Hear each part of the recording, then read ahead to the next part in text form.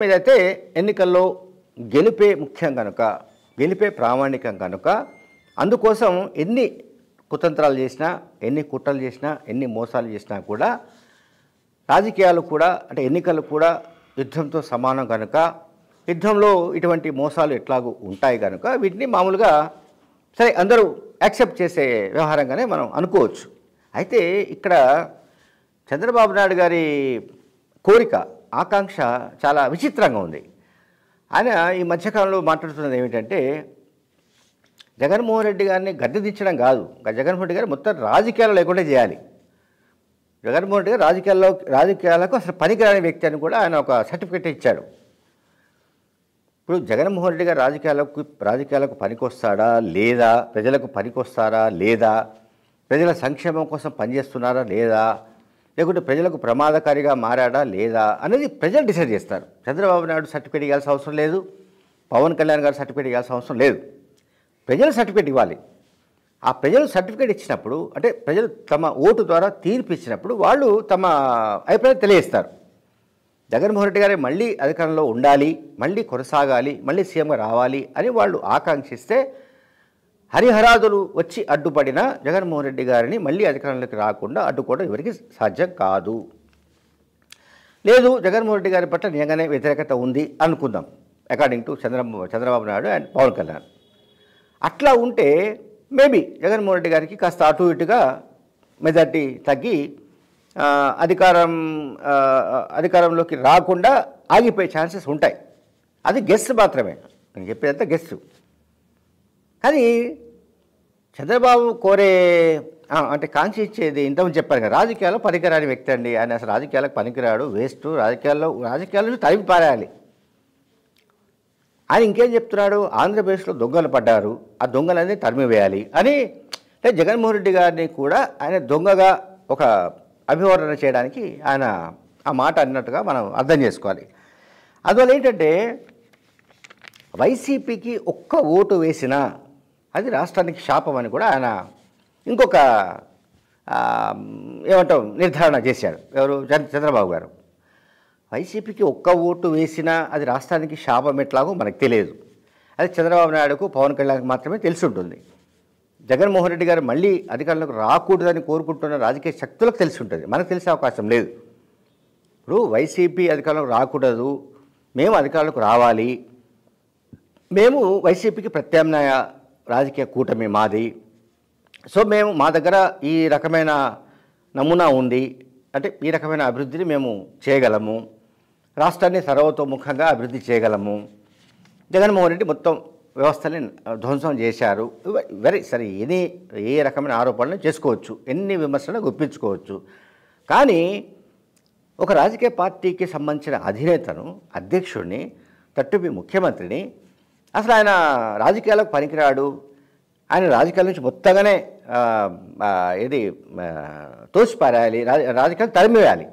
ఆయన పిలుపునిచ్చింది ఏమిటి చంద్రబాబు నాయుడు గారు అంటే రాజకీయాల నుంచి ఆయన పూర్తిగా తరిమివేయాలి, అంటే బహిష్కరించాలి. ఈ రాజకీయాల నుంచి తరిమివేయడం అనే మాట మనం కొత్తగా వింటున్నట్టుగా కనిపిస్తుంది. ఇప్పుడు తెలంగాణలో ఎన్నికలు జరిగాయి, రేవంత్ రెడ్డి అయినా మరొకరైనా సరే కాంగ్రెస్ పార్టీ ఇప్పుడు ఏదైతే అధికారంలోకి వచ్చారో వాళ్ళు ఎన్నికల క్యాంపెయిన్లో కేసీఆర్ మొత్తంగా రాష్ట్ర రాజకీయాల నుంచి బహిష్కరించాలని చెప్పలేదు, రాష్ట్ర రాజకీయాల నుంచి తరిమేయాలని చెప్పలేదు. వాళ్ళు ఏదో కొన్ని గ్యారంటీలు ఇచ్చారు, 6 గ్యారంటీలు ఇచ్చారు, అలాగే ప్రభుత్వం పట్ల ఉన్న వ్యతిరేకతను వాళ్ళు కొంత సొమ్ము చేసుకోవడానికి ప్రయత్నించారు. ఆ యాంటీ ఇన్కంబెన్సీ ఫ్యాక్టర్ ద్వారా మొత్తం మీద కాంగ్రెస్ పార్టీ టీఆర్ఎస్ను ఓవర్టేక్ చేసి అధికారంలోకి వచ్చింది, టీఆర్ఎస్ను ఓడించి అధికారంలోకి వచ్చింది.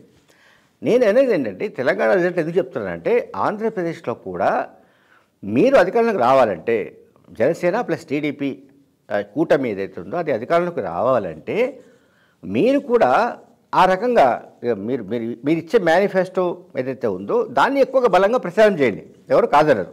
మీరు అక్కడ 6 పథకాలు అనేది చెప్తున్నారు, 6 గ్యారెంటీలు అంటున్నారు, ఇంకేదో చెప్తున్నారు, ఓకే, వెల్ అండ్ గుడ్. దానికి సంబంధించి బాగా ప్రచారం చేయండి, ప్రజల్లోకి వెళ్ళండి, ప్రజల్ని ఒప్పించండి, ప్రజల్ని నమ్మించండి, ప్రజలు మిమ్మల్ని నమ్మేటట్టుగా చూసుకోండి. ఎందుకంటే చంద్రబాబు నాయుడు ఒక ఫెయిల్యూర్ స్టోరీ 2014 to 2019లో ఫెయిల్యూర్ స్టోరీ ఎందుకు అంటున్నానంటే వాళ్ళు అప్పుడు ఇచ్చిన మేనిఫెస్టోలో 600కు పైగా హామీలు ఇస్తే ఏ ఒక్కదాన్ని అమలు చేయకపోగా వెబ్సైట్ నుంచి ఆ మొత్తం మేనిఫెస్టోని ఎత్తిపారేసిన విషయం మనకు తెలుసు. రిమూవ్ చేసేసారు దాన్ని. ఎందుకంటే ఆ హామీలు ప్రజలకు ఎక్కడ గుర్తు రాకుండా ఉండడం కోసం అది ఆ పని చేశారు. అంత మాత్రం చేత జనాల దగ్గర లేదని కాదు, జనాల దగ్గర ఉంది. బట్ ఏంటంటే చంద్రబాబు నాయుడు గారి కోరిక చాలా విచిత్రంగా ఉంది. జగన్మోహన్ రెడ్డి గారిని గద్దె దించడమే కాదు, ఆయన రాజకీయాల్లో లేకుండా చేయాలి అనేది ఆయన అంటే అంటే జగన్మోహన్ రెడ్డి గారి పైన చంద్రబాబు నాయుడు గారు ఎంత కక్ష పగను పెంచుకున్నారో కూడా మనకు ఆయన మాటల్ని బట్టే స్పష్టంగా అర్థమవుతుంది. ఆయన ఇంకొకటి చెప్తున్నాడు, నాకు పవన్ కళ్యాణ్కి ఎటువంటి నష్టం లేదు, ఎన్నికల్లో గెలిపోవటంలో సంబంధించిన విషయంలో మేము ఓడిపోయినా కూడా నాకు పవన్ కళ్యాణ్కు వచ్చే నష్టమేం లేదు, నష్టమంతా మీకే, ఆంధ్రప్రదేశ్ పిల్లకే నష్టం. ఒకవేళ జగన్మోహన్ రెడ్డి మళ్ళీ అధికారంలోకి వస్తే, మమ్మల్ని అధికారంలోకి తీసుకురాకుండా ఒకవేళ జగన్మోహన్ రెడ్డిని మళ్ళీ అధికారంలోకి తీసుకొస్తే మీకే నష్టమే, రాష్ట్ర ప్రజల్ని వాళ్ళు బ్లాక్మెయిల్ చేయడానికి ప్రయత్నిస్తున్నారు.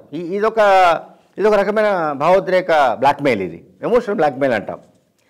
మేము వస్తే తప్ప ఈ రాష్ట్రానికి మోక్షం లేదు, మాకు తప్ప పరిపాలించడం ఇంకెవరికి చేత కాదు అనే ఒక కాన్సెప్ట్, ఒక ధోరణి ఏదైతే చంద్రబాబు నాయుడులో బలంగా నాటుకుపోయిందో దాని నుంచి ఈ సమస్యలు వస్తున్నాయి. తర్వాత సరే, ఉమ్మడి మేనిఫెస్టోలో మేము తిరుపతిలో కానీ విజయవాడ కానీ రిలీజ్ చేస్తామన్నారు త్వరలో, అదంతా బాగానే ఉంది. బట్ నేను మాట్లాడేదంతా కూడా ఏంటంటే, ఒక ముఖ్యమంత్రిని, ఒక పార్టీ అధ్యక్షుడిని, ఆయన పట్ల ప్రజల మ్యాండేట్ ఎట్లా ఉండబోతుంది, పాజిటివ్గా ఉండబోతుందా లేదా ఏమిటనేది చూద్దాం. మరి దానికి పెద్ద సమయం కూడా లేదు, 2 నెలల్లోనే మనకు తేలిపోతుంది. ఈలోగా వీళ్ళు ఏంటంటే, జగన్మోహన్ రెడ్డి గారు అసలు రాజకీయాల్లో ఉండడానికే వీల్లేదు, ఉంటే మేమే ఉండాలి, మేమే రాజకీయం చేయాలి, అధికారం ఉంటే మాకే ఉండాలి, మేమే పరిపాలించాలి, ఈ కాన్సెప్ట్తో ఏదైతే చంద్రబాబు నాయుడు గారు మాట్లాడుతున్నారో, చంద్రబాబు నాయుడుకు పవన్ కళ్యాణ్ వెన్నుదన్నుగా నిలబడుతున్నాడో, మరి వాళ్ళ మాటల్ని ప్రజలు ఆమోదిస్తారా, ప్రజలు ఆ రకమైన ధోరణితో అసలు ఉన్నారా లేదా అన్న విషయంలో కూడా వాళ్ళకేమీ అవసరం ఉన్నట్టుగా మనకు అనిపించట్లేదు. Thank you very much.